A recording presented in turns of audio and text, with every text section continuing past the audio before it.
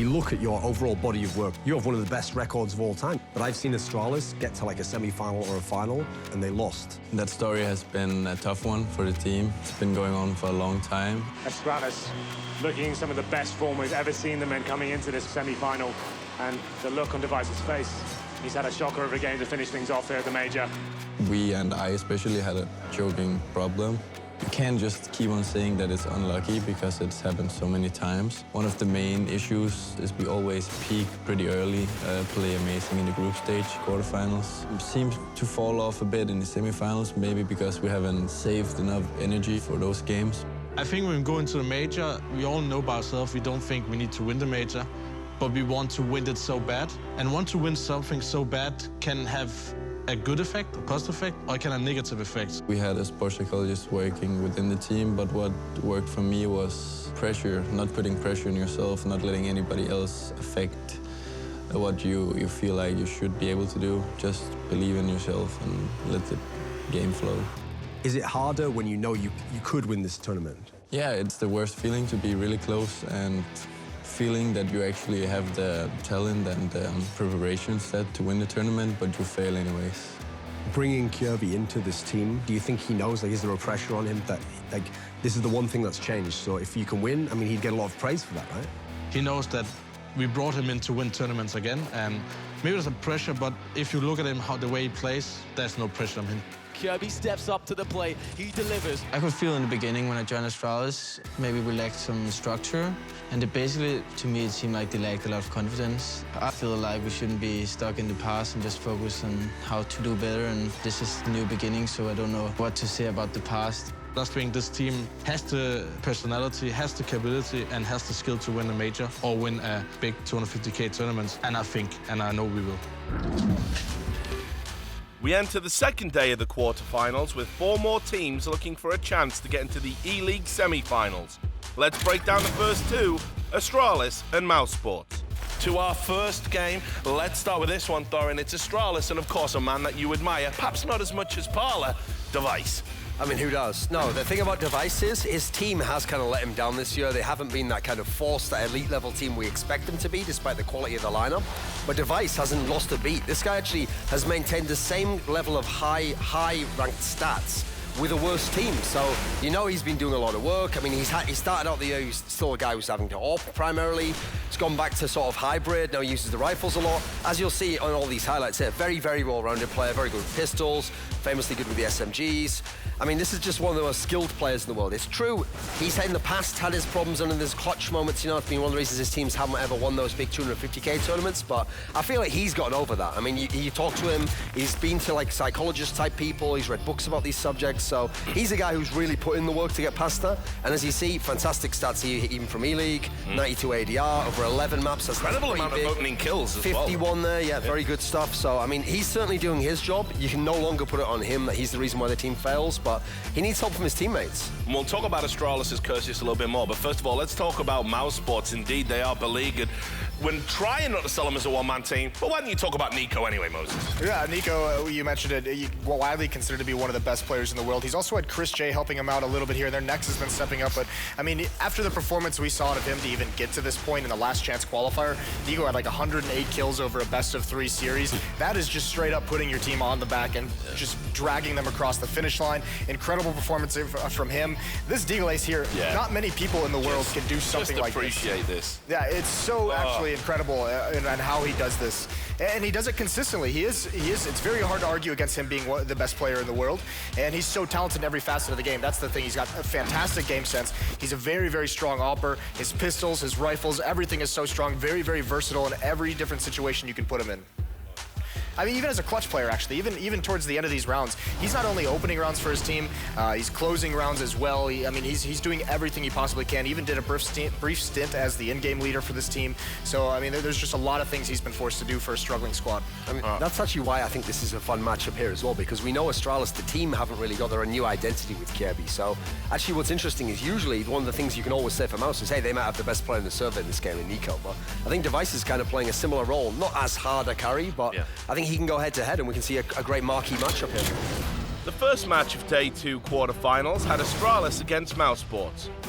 The Danish powerhouse was considered the favourite to move on to the semi-finals, but the German squad had other ideas.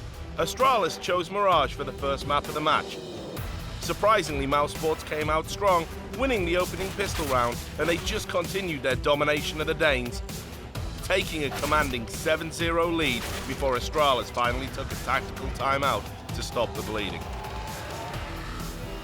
But once the action resumed, the rout just continued. Dennis currently with a triple kill, and I don't see any way out of this. By half-time, mousesports led 13-2. For the second half, Astralis switched over to the terrorist side, but it was too late. 16-2 in favor of mousesports. Mousesports simply crushed Astralis, cruising to a shocking victory. The second map of the match was mousesports' pick, and they chose Dust 2. But this time Astralis took the opening pistol round, as well as round 2. But after the first 7 rounds, the Danes only led 4-3. That's when Astralis' deadliest marksman showed his brilliance. Device with the MAC-10, gonna get a quick triple kill there. Device's triple kill seemed to energize Astralis.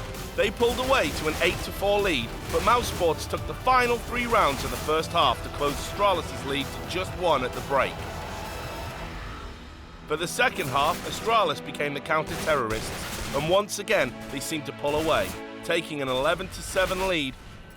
But just when it seemed they would tie the match at 1, mousesports went on a 6-round rampage to take the lead at 13-11. For the second straight map, Astralis had to take a tactical timeout to change the momentum. But once again it was too late. Mousesports had the lead and control of the match. They took 3 of the last 4 rounds for the 16-12 win and a stunning 2-0 victory in the quarterfinals. It is mousesports that move on to next week's semi-finals. The last quarterfinal of ELEAGUE was the matchup that everyone was looking forward to seeing. 2 legendary giants of the gaming world, Virtus.pro versus Ninjas in Pyjamas. Let's take a look at both of these powerhouse squads. A player that needs no introduction, a team that needs no introduction, it's Virtus.pro and of course, Neo. Yeah, I mean, Neo obviously is the big name in this team, even though you'd think of modern day, probably Snax is the star player, but Neo's always been a guy who could reinvent his game. So in 1.6 he could do everything.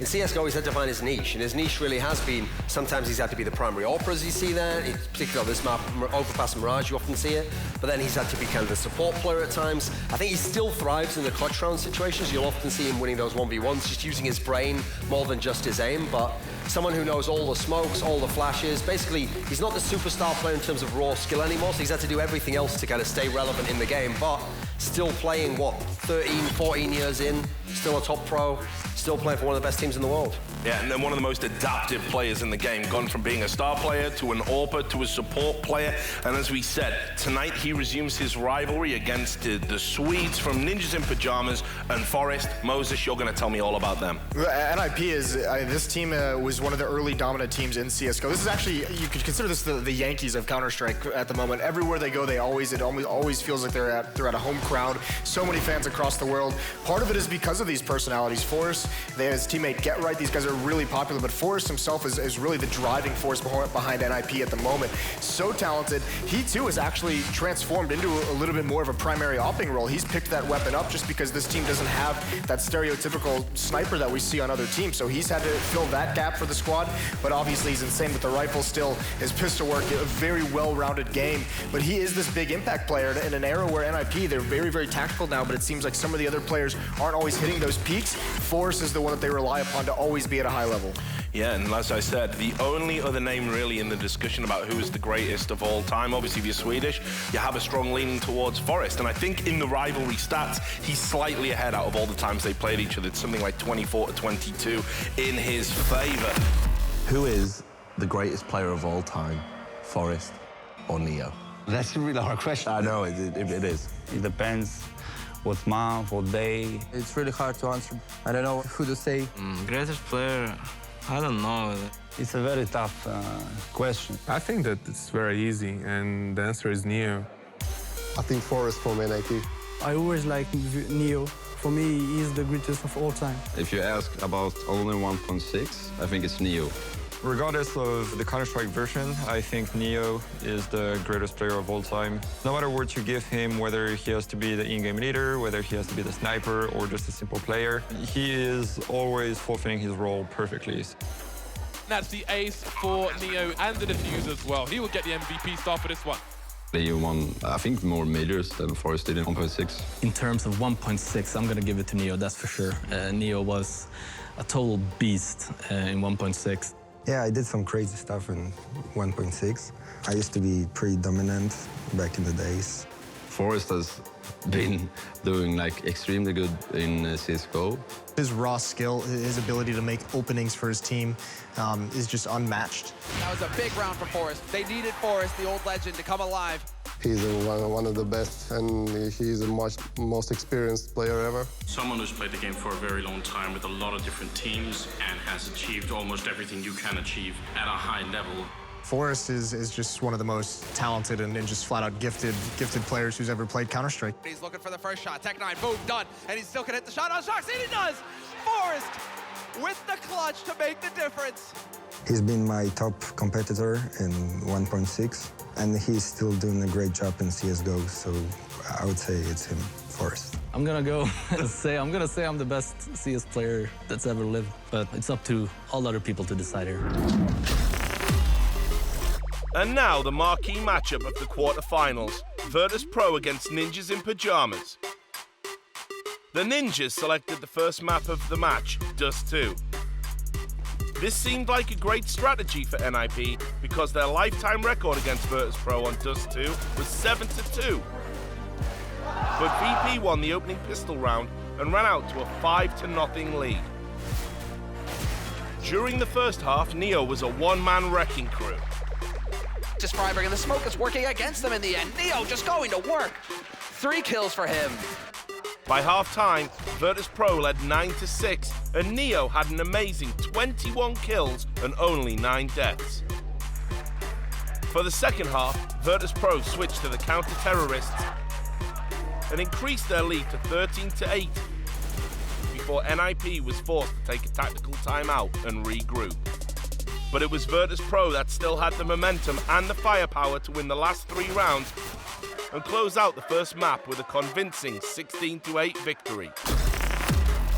The second map of the match was Virtus.pro's pick, and they selected Cobblestone. VP started the first half as counter-terrorists, and they won the opening pistol round again, but then lost the next 6 rounds. Trailing NIP 6-1, they battled back, and after 11 rounds, Virtus.pro only trailed by 1. The duels were intense, and the momentum seemed to go back and forth with each new round. At half-time, Ninjas in Pyjamas led 9-6. Virtus.pro switched over to the terrorist side for the second half. The dark side seemed to agree with them. They would not lose around the rest of the contest, winning 10 straight, shocking NIP 16-9. They won the map and the match. Virtus.pro eliminated Ninjas in Pyjamas and move on to the semi-finals. How do you feel about your path to the finals, your path to that winning spot, and a big piece of that $1.4 million prize pool? I actually can't wait to play against mousesports because Kassad, after their game today, said that he prefers to play against us because against NIP is hard. So, yeah, okay. Let's see how they'll handle against us. I'm Richard Lewis. Thanks for watching. Join us again next week for the Championship Week of ELEAGUE.